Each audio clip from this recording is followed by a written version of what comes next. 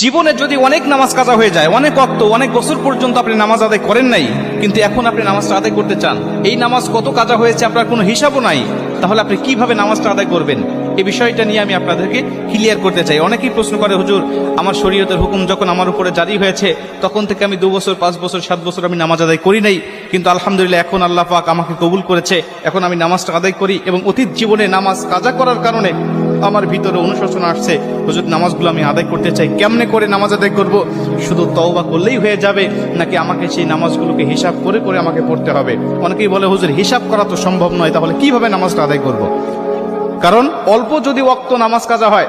যেমন আজকে আপনি 2 ওয়াক্ত নামাজ কাজা করেছেন, আসর এবং মাগরিবের নামাজ আপনি আদায় করেন নাই, এশার নামাজের সময় আপনার স্মরণ হয়েছে বা আপনি অবসর হয়েছেন, ব্যস্ততা আপনার কমেছে, আপনি এখন কাজা নামাজটা আদায় করবেন, হিসাব করে আপনি এশার নামাজের আগে আসরের নামাজের 4 রাকাত আপনি কাজা নামাজ আদায় করলেন, মাগরিবের 3 রাকাত করলেন, তারপর এশার নামাজের আদায়